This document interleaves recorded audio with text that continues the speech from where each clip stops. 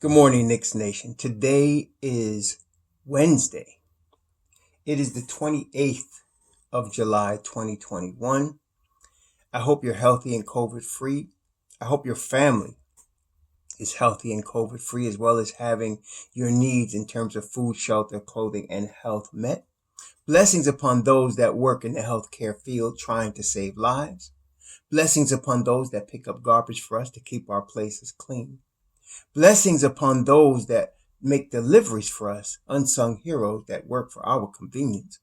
Double blessings on those that are trying to deliver boys and girls, men and women, babies, children, teenagers, from child molestation, sex slave operations, human trafficking, and pedophilia. Curses upon those that support these industries and do these things. Finally, blessings upon those that are working on behalf of the homeless and the homeless themselves. 600,000 human beings, men, women, children, families, veterans in the United States on the streets, millions around the world. Blessings upon those trying to help the situation, on those themselves, for theirs is the kingdom. Today we have three areas to discuss in Knicks Nation. Lots going on, as is normal in Knicks Nation in the summer. Tomorrow being the draft, lots of rumors, lots of things happening, lots of garbage out there as well. Three things. I wanted to discuss Cam Reddish, the updates on the draft, and the updates on Kyle Lowry. First, let's look at Cam Reddish. Cam Reddish, as we know, went to Duke University with Zion Williamson and R.J. Barrett. They were not only three stud players there, highly recruited players there, but they're very good friends. Always Cam Reddish was the shooter. Okay. Inconsistent shooter he was at Duke. I still felt myself that eventually he was going to become a pro level shooter and a very good shooter, as well as a good player in general. So he get drafted by the Atlanta Hawks. The problem is that Atlanta had a plethora, and still has a plethora of wings. DeAndre Hunter, Kevin Huerter, Cam Reddish, of course. Then they signed Bogdan Bogdanovic. They have a plethora of wings in Atlanta. Can't play everybody. And this is the problem when you start to get good and you start to have a lot of players at one position that you can't get time for. And that's the problem in Atlanta. Now, I've said this before, and I'll say it again now. There are certain stages that when a player performs on this type of stage, you know they can play. Okay? Now, that stage would be the NBA playoffs and especially the NBA championships. Okay? When you're dealing with Eastern Conference Finals, NBA Finals, you perform on these type of stages. This ain't like the NCAA.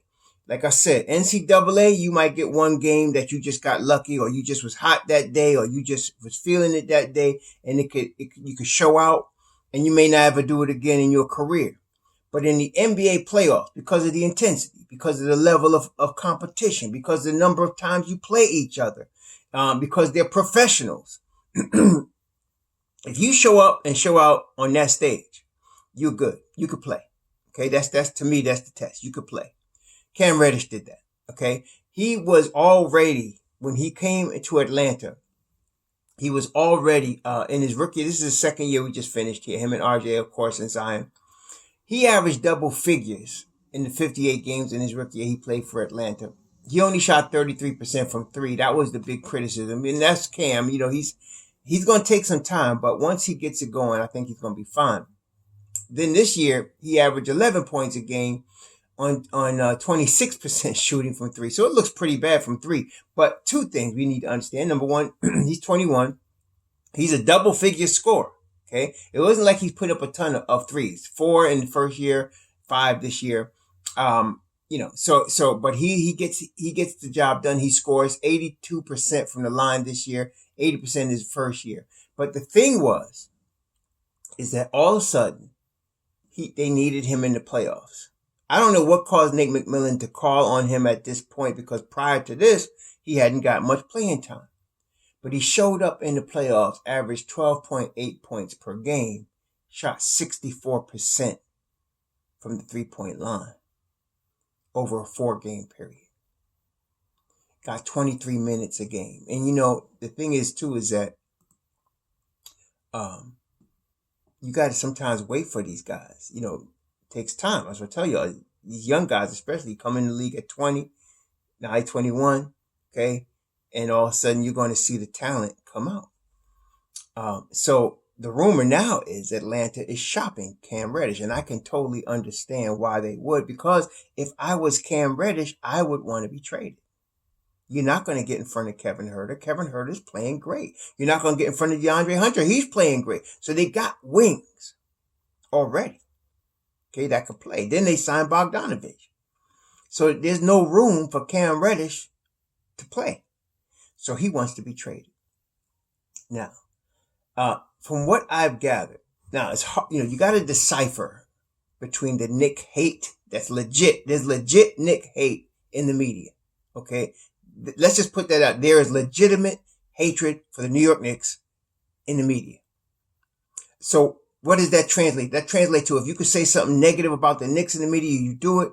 If you could say something positive about the Knicks, you don't say anything. That's generally how they do it. Okay. So if you could say something negative about the Knicks in the media, they do it. They go off. They vomit it out. But if you could say something positive, it's very little, or don't say anything.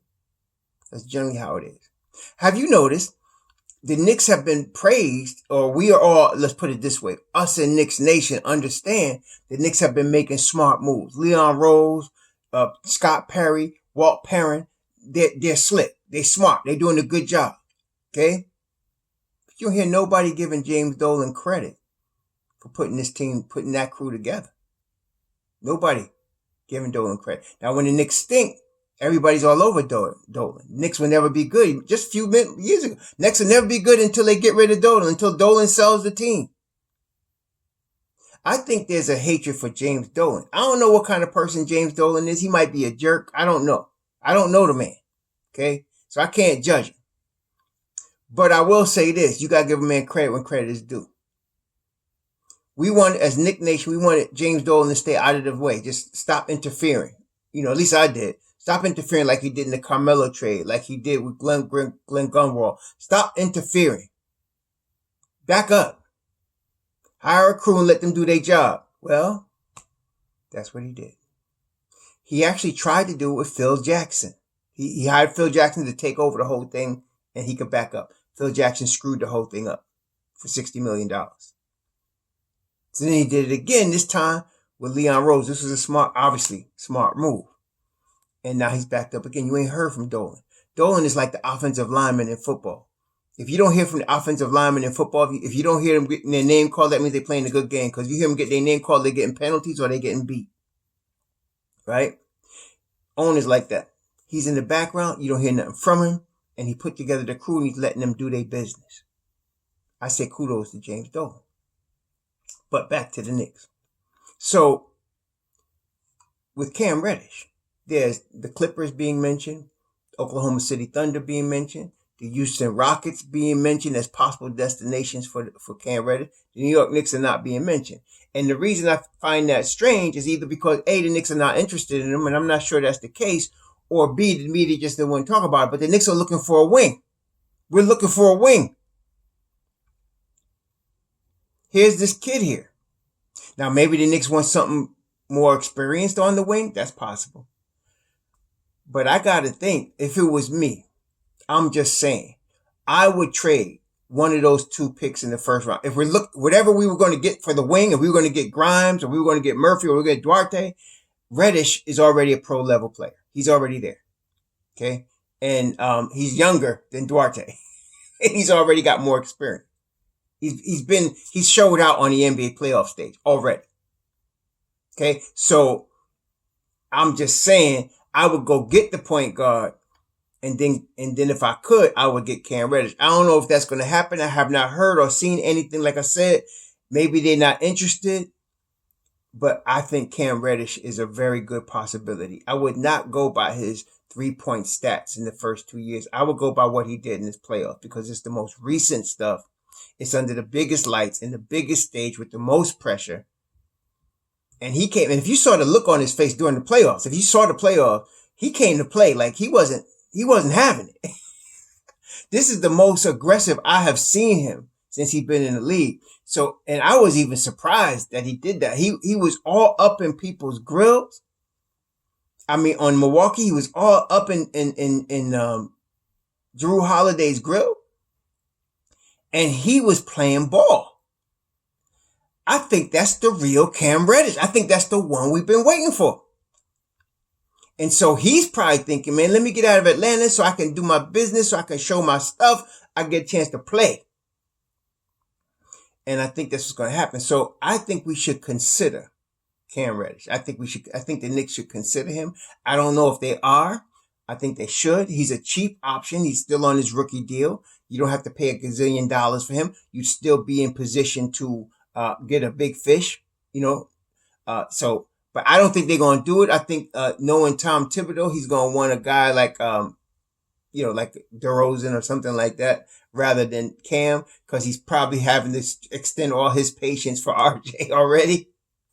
But I just wanted to mention Cam Reddish as a possibility. Again, I don't know if that's going to be who the Knicks get. The Knicks have not been linked to him, so I don't want to start that. The Knicks have not been linked to Cam Reddish. I could just see that being a nice fit, especially with RJ there already, them knowing how to play with each other, and now Cam becoming who I thought he was going to be as he showed in this past playoff. So I just wanted to mention Cam Reddish. Now let's talk about the draft. It's becoming clearer, at least to me, who the Knicks are zeroing in on. It seems like they really are zeroing in on basically, 4 players. Chris Duarte, Quentin Grimes. Those are your 2-guard wing type players. Jaden Springer, who we already thought, and now Miles McBride. So there was an article yesterday. Now, you can't believe everything Mark Berman says, but I've learned to decipher his crap from his truth. I've learned to describe. When he says sources within the Knicks organization, then I'm taking that a little bit more seriously. Okay, sometimes. And what he said was that Tom Thibodeau was pushing for Miles McBride, that he's pushing for the Knicks to pick him. And also that the Knicks were very impressed with Quentin Grimes. Okay? And impressed for the same reasons that they're impressed with McBride. His shooting and his defense, which we already talked about. It was about, in fact, I looked it up. It was July 9th. I did a video where in the Twitter account, I put a Tibbs guy, if there ever was one, under the picture of Deuce McBride. Because when you see him, you see this is what Tibbs wants. He shoots off the dribble. He shoots in the spot up. His defense, as I said, I consider him the best on-ball defender in this class. On-ball defender from the guard spot. And there's some good ones. Y'all mentioned, I know this Davion Mitchell could play on-the-ball defense. So can Butler. So can Springer. All of them are really good on-ball defenders. There's no doubt. But McBride's the best one to me. And I saw that, and I think Tibbs saw that when I saw that article. I was smiling because I was like, see, I know he would like this guy because he is really good on defense. And he's still developing in his body, and he's still developing in his game. And so I think McBride is a steal. I think he's going to be a steal in this draft. There's going to be a couple of steals because this is a deep draft. There ain't going to be one steal in this draft, but I think McBride's going to be one of them. So the Knicks are pushing for him. Now, what does that mean in terms of the draft? Now, to me, that means if the Knicks are trying to move up, by the way, before we continue, Trey Murphy III, from what the source Berman said yesterday, the front office is mixed on Murphy. Like they're not, one group is not completely sold within the Knicks organization on Trey Murphy III, which I can understand. You're going to have different people look at it different ways, right? So Trey Murphy III, I said in the video, he's going to need a year of development. He's a little skinny. Okay. He can shoot right now. He can play defense right now. I'm surprised some people talk about he's not a high level defender. He can play defense right now. He's got the length. He just doesn't put the ball on the floor. He's not a guy to put the ball on the floor right away. He's more like Reggie Bullock right now. And I said, even in the video, if you'll recall, I said, if he ever learns to put the ball on the floor or hit the shot off the dribble, it's lights out. It's game over. Because Trey Murphy's going to be really good. He got that type of talent. But you got to develop him. So maybe, again, the update of the draft now, from what I'm seeing, the Knicks are looking for guys that can play in the rotation this year. I'm surprised at that, but they are. They're not looking for guys that they got to put in the G League. They're looking for guys that can play right now, which is why I can see why they were mixed on Murphy, because I don't know if he's ready right now. He needs a year of development. And when he gets that, he's going to be good. But to me, when I got that information, I was like, okay, I can see they're looking at Duarte. And they're trying to move up to get Duarte, not to get Bouknight, because Bouknight's going in the top 10. They're not going in. The Knicks are not getting into the top 10. They were trying to get the 14th pick from Golden State. So, the only player you're going to get there that they want, that they've tested, is Duarte. Some people say Moses Moody. They didn't work out Moses Moody. Okay. They didn't work him out. They didn't even interview him. The players that they worked out interviewed, Duarte's in that level. Okay. From the spot they're at now, the players that they have worked out or they have interviewed, Scotty Barnes, which they're not going to get, but Scotty Barnes, Duarte, Jared Butler, they interviewed him, and they interviewed Zaire Williams, and we're going to talk more a little bit about him, but these are the players that are above where they at, to be expected to be drafted. I'm not sure now about Zaire, but we're going to talk about that too. But these are players that are above where they are that they have interviewed. I think they're trying to move up to secure Duarte. Like, they really want Duarte. But they got to be prepared if they don't get him. So that's why I think I was correct. They don't get Duarte, look for them to pick Grimes. Because, if they can't get Duarte, if teams make it too tough for them to get Duarte or it costs too much, they'll get Grimes. And Grimes and McBride are the guys I'm looking at right now. And I think they like Springer still, but Jaden Springer has moved up the draft boards, and in the latest Tankathon mock, he's going at 18. Some people got him going in that range between 15 and 19. So if he's not there at 19, I think the Knicks are going to definitely take Miles McBride. They're going to look at Miles McBride and Quentin Grimes. Those are the two guys they're looking at. McBride and Grimes, as a matter of fact, McBride, Grimes, and Murphy were all three, maybe just about a month and a half ago, projected to go in the second round. And a lot of people still have McBride going in the second round.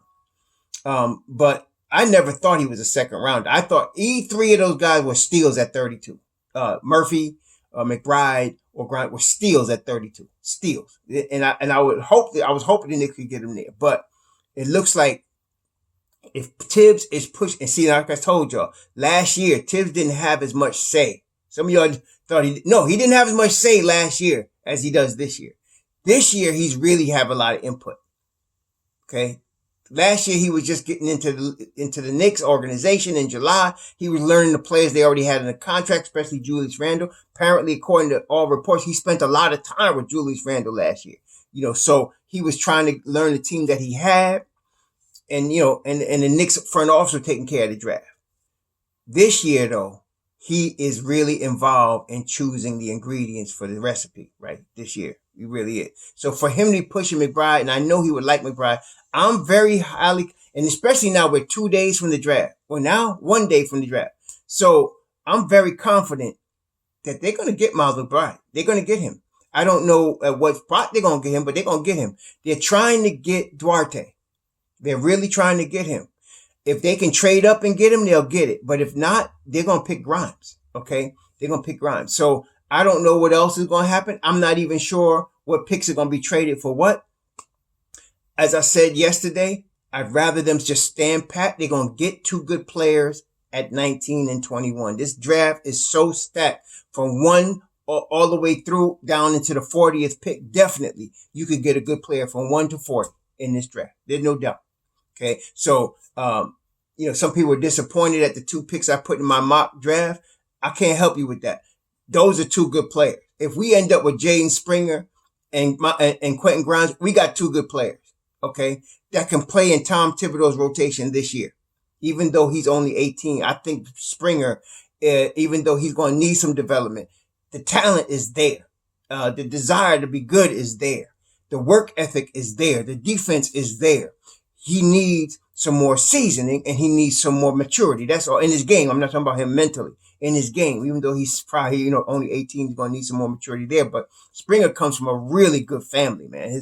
His father, y'all know in New York, his father was a big time player in New York, in the college, high school scene, Gary Springer. And then he got other brothers. They're all very tight. His mother and his family, they're very tight. And, so he come from a very good situation. He got his head, I guess what I'm saying is he's grounded and got his head on straight. Okay. And New York will not scare him. Okay. So we're going to get a good player at 19 and 21, whether it's Springer and Grimes or McBride and Grimes. We're going to get a good player at 19 and 21. But I'm thinking the Knicks are really zeroing on this guy. They have not interviewed nor worked out Sharif Cooper. I know y'all sitting there lighting your candles and praying for Sharif Cooper. Okay, go ahead. I'm going to discourage you from doing that. I'm going to discourage anybody from praying. But I'm trying to tell you, I'm trying to ease your pain. They're not picking Sharif Cooper. Okay, they're not picking him. All right. Now, that all being said, they could pick Trey Mann. And why do I say that? It could I'm not telling you they're not, I'm 90% sure they're going to pick Miles McBride. I'm 90% sure they're going to go after him, especially if Springer's not available. If Springer goes in the first 18 picks, they're picking Miles McBride.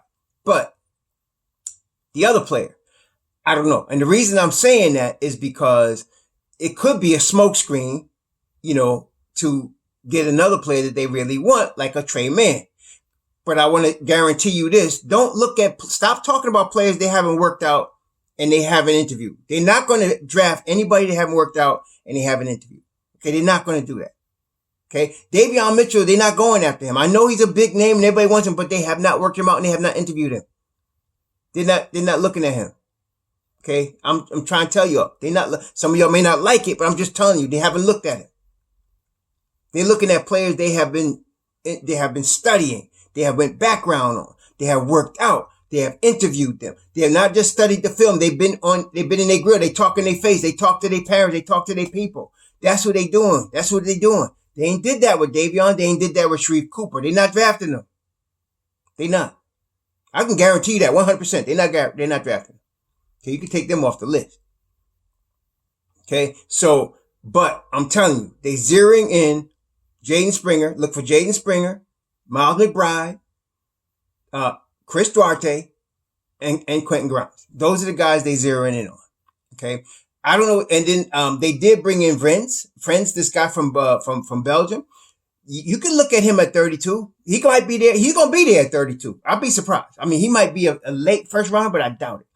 He's 6'11". He got potential for sure. Some of y'all a little bit tripping, 6'11", guard skills, all that. I'm not saying he's not going to be good, but he's soft. That guy is soft.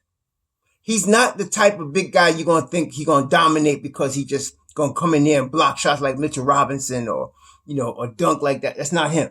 He's more like Kristaps Porzingis.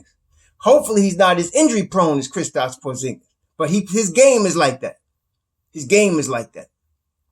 Okay? The game is like that. So I'm just letting y'all know. I'm not saying, I like the guy. I like the kid, but at 32, yeah, I don't mind that. So 32, I'm not sure, but I'm telling you, watch for these four guys. Springer, McBride, Duarte, and Grimes.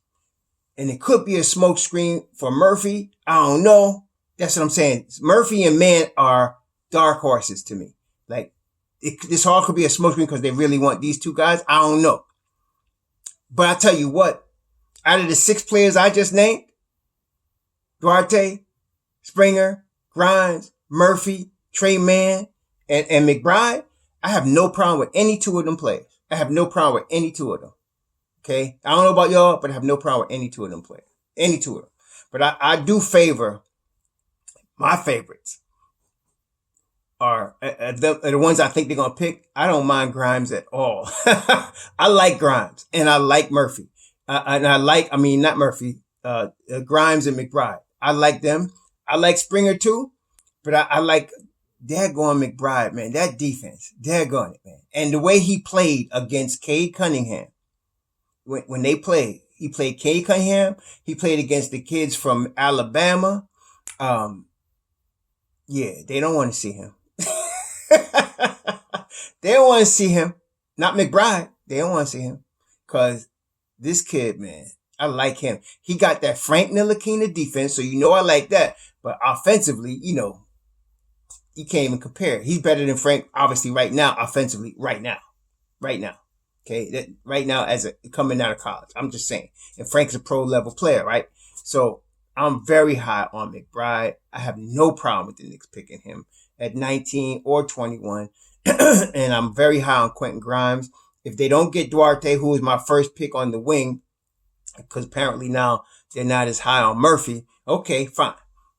And it's a high probability they don't get Duarte, because I think Duarte's going in the first 15 picks. I think he's going. I put him in my mock. I forgot where I had him going, but he's going in the first 15 picks, man. There's no doubt. This guy is where's Duarte? I had Duarte going to Washington at 15. He's going to be gone either there or before. You know, there's no doubt. Duarte ain't going to last long. So yeah, there's that. So now the next thing, Kyle Lowry. This is where I was talking about how the media hates the Knicks. So yesterday I'm listening to everybody talk about Kyle Lowry, and they're talking about the New Orleans Pelicans. Why do I think that's stupid? First of all, New Orleans is in the West. They didn't make the playoffs last year. They're not, they might get in the play-in this coming year. If Zion and Ingram remain healthy and they get development, they might get in the play-in in the West. So why would Kyle Lowry leave championship pedigree when he can get money anywhere he wants and go to New Orleans? They're making a story out of nothing. Then they're talking about the Lakers, who cannot afford him.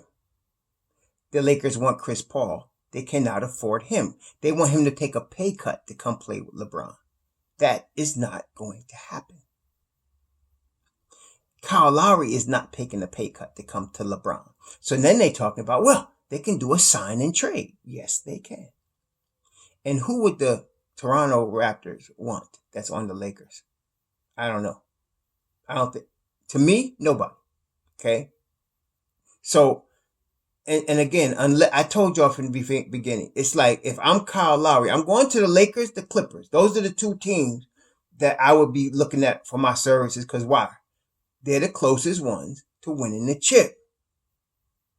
But neither of them can afford him. Okay.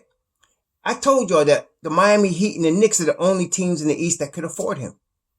Okay. It looks like Miami is either not going to try, because I can see them trying to run it back. They got a $19 million option on Gordon Dragic, a team option. I thought they would surely just decline that option and then go get Kyle Lowry. I don't know if they're going to do that now, because they got to keep Duncan Robinson. I told you, people sniffing around Duncan Robinson. So they got to keep Duncan Robinson. I'm not sure, but I think they, and the reason they might do the Gordon thing, because they got to pay Kendrick Nunn too.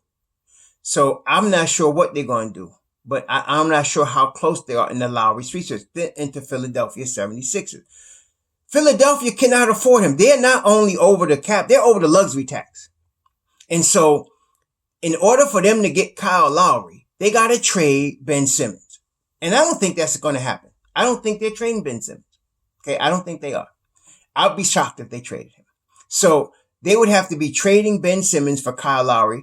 And if Toronto doesn't want Ben Simmons, they need a third team involved, right? And only a couple teams got the money to do that. And we're not doing it.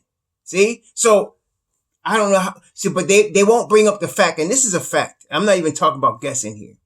The New York Knicks, James Dolan can pull out his checkbook today and say, 2 years, $54 million, boom, here you go. Guaranteed. $27 million a year. Done. We don't need to talk about a sign and trade. We don't need to discuss anything. There you go. You're playing for Tom Thibodeau. Done. That's how easy that is. I'm not even exaggerating. That's how easy it is. So the question really is, does Kyle Lowry want to come to New York? And does New York want Kyle Lowry? This is the position we're in. All this other stuff is just stuff. Okay? It's what really all it is. The Lakers can't afford him. He ain't going to New Orleans. What he going to the Bayou for? He from Philly. He ain't going there. He wants to win. If he's on the Knicks, with the team we got right now, you replace Elfrid Payton with Kyle Lowry, we beat Atlanta. And we're going into the second round right there. Okay? So if he wants to win, and then not only that, in the East, in New York, if he plays what he did last year, 17.7 assists, 5 rebounds, if he does stuff like that, he might be an all-star in the East, in New York. So, you know what I'm saying? It makes no sense unless you consider two things. Number one, does Kyle Lowry want to come to the Knicks? And number two, does the Knicks want Kyle Lowry? That's the only question. Because if it's only about, Kyle Lowry said it's about money and years. That's what he said. So we were talking 25 million to 27 million a year. Okay, I would say give him the 27. I mean, because you're talking about 54 million over 2 years. I don't care if New Orleans could somehow come up with that. He's not going there. Okay, the Lakers, if Toronto's willing to do a sign and trade to take whatever they could get rather than losing for nothing, okay, I can see that. I can see that because, like I said, if I'm Lowry, it's only the Lakers and the Clippers I'm looking at because I'm not struggling in the West to try to get out of the playoff with that. They're stacked over there. Versus the East, the Knicks were just fourth. Okay, so to me, it's a no-brainer. I would stay East if I was him.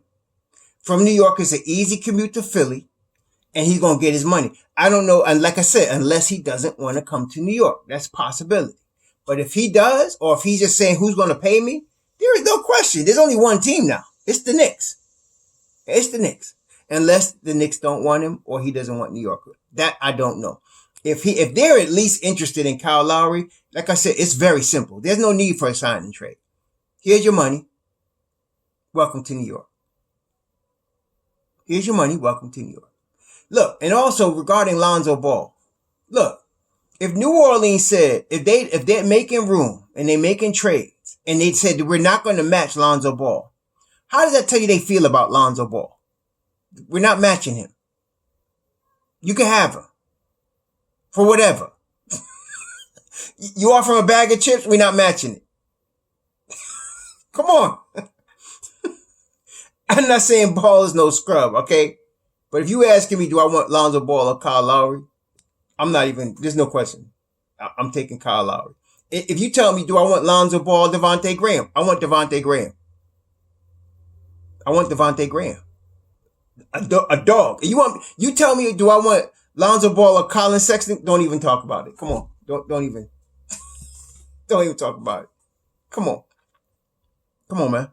What I'm saying is there are too many guards out there, even in this market, that are better than Lonzo Ball, that will help the Knicks more than Lonzo Ball. Okay? Did you just see Lonzo Ball in the bubble last year? Didn't show up?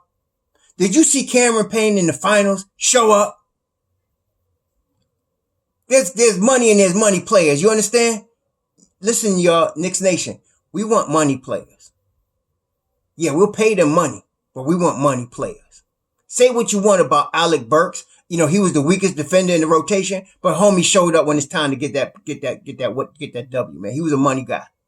Okay? I don't know if they're going to keep Alec Burks, but he showed up when it was time. I like guys like that. Okay? I'm not sure Ball is like that. I'm not sure. And that's my problem. I'm not saying he's not, and I'm not saying he is.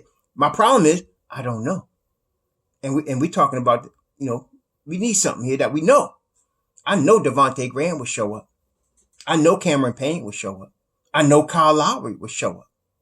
Okay? I know Colin Sexton will show up. I don't know about Lonzo Ball. So the only question is, do we want Lowry? Because if we do, and he wants to come here, we could get him. They're easy. No sign and trade. Here's your money. Let's do this. Tell me what y'all think. Please have a good Wednesday. Be safe out there. One more day until the draft. We're doing live draft. Just to let y'all know, we're doing live draft. Me and my man Jay Ellis and the Nick of Time crew. We're getting together, do a live draft party online. We're gonna be watching it and being online here tomorrow night. I think we starting at 8 o'clock. Just to let y'all know. Watch for my man Jay Ellis and the rest of the crew. We see y'all then. Until then, shalom.